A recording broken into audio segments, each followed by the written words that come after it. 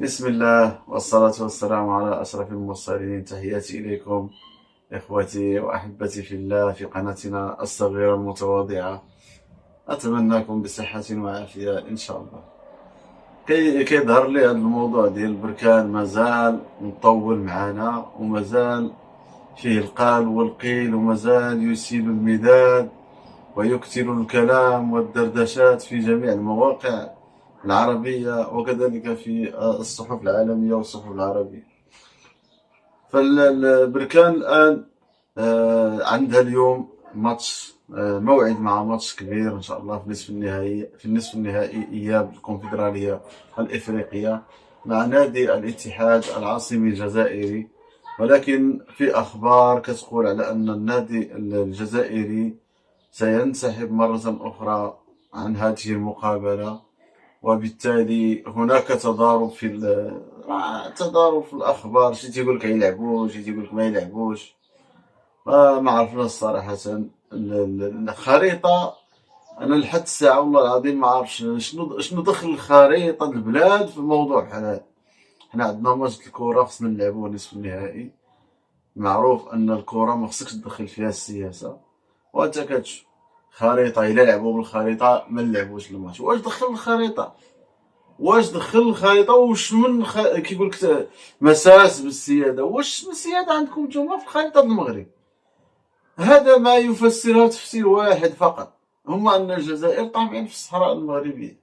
ما كاين لا بوليزاريو ولا هم يحزنون. الا هما باغيين يخرجوا الاطار الكروي ويخرجوه يردوه السياسي، فهذا هو الموضوع باين. إذا كان هذا هو الانسحاب الثاني عندهم بسبب خريطة المغرب في التوري ديال نهضة بركان، فهذا صراحة ضربة قاضية غتكون بالنسبة للسياسة المغربية الخارجية ضد الجزائر، لأنهم بكل صراحة أعلنوا أن الموضوع ليس فيه حياد كما كانوا يدعون. إذا كان الأمور غتخرج على الرياضة كما قلنا وغتولي سياسية، فالموضوع تفضح نهائي. كيفاش نتايا كتهضر على السياده في خريطه ديال بلد ثاني اخر، انت كتقول انك محايد فيه ما عندكش دخل؟ هذا هو اللي صراحه الدماغ ديالي تشوق. انا ما فهمتش هاد الناس هاد.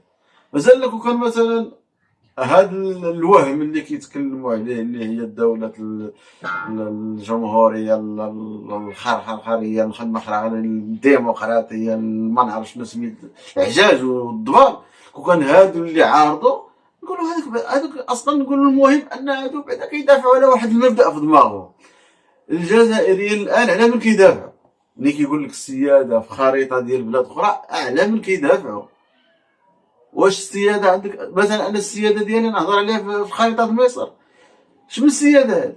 هذا تدخل واضح من الجهه الرياضيه اللي هي الاتحاديه الرياضيه الجزائر في امور سياسيه داخليه للمغرب ما عندوش دخل فيها. هو خريطه المغرب انت ما عندوش دخل فيها اصلا. ما عندك لا لاقه ولا جمال كما كنقولوا بالدارجه المغربيه في هذا الموضوع نهائي، الا انكم تفضحتم وتفضحتوا تفضيحه كبيره. وهذه النقطه بالذات قلت انها في صالح المغرب فيما يخص المسائل السياسيه في الامم المتحده وفي الامور، لانهم كانوا دائما كيتهربوا من الجلوس عن الطاوله المستديره اللي كانت تطالب بها الامم المتحده مع الجزائر ومع موريتانيا. كانوا كيتهربوا بهذه النقطه بانهم هم طرف محايد. دابا الان ما بقى فيها لا طرف محايد ولا طرف نبذ، صار في الامور واضحه. وغياخذ انا المغرب غيستافد من النقطه بالخصوص سياسيا، بما انهم دخلوا هذا الموضوع هذا، فالمغرب غيستافد سياسيا من هذه النقطه هذه. وغتكون الضربه القاضيه للجزائر يا اما الجلوس في الطاوله المستديره مع المغرب لحل المشكل وحل الازمه سياسيا وداخل داخل المكاتب ديال الامم المتحده والامور هذه، او ان الامور غتنفلت عن الوضع وممكن ان الوضع يتطور. وهذا ما لا نريده لا نحن المغاربه ولا لا مصلحه الشعب الجزائري كذلك. لا هي لا في الحرب عمرها ما كتكون فيها منفعه من الاخر، لان لا تطورت الامور ودخلت الامور العسكريه والامور هذه، فهنا كنكونوا وصلنا للمرحله الاخيره، مرحله لا رجعه. وهذا كيكون خطير جدا عن الشعبين وعن الدولتين المغرب والجزائر. وهذا ما لا نتمناه.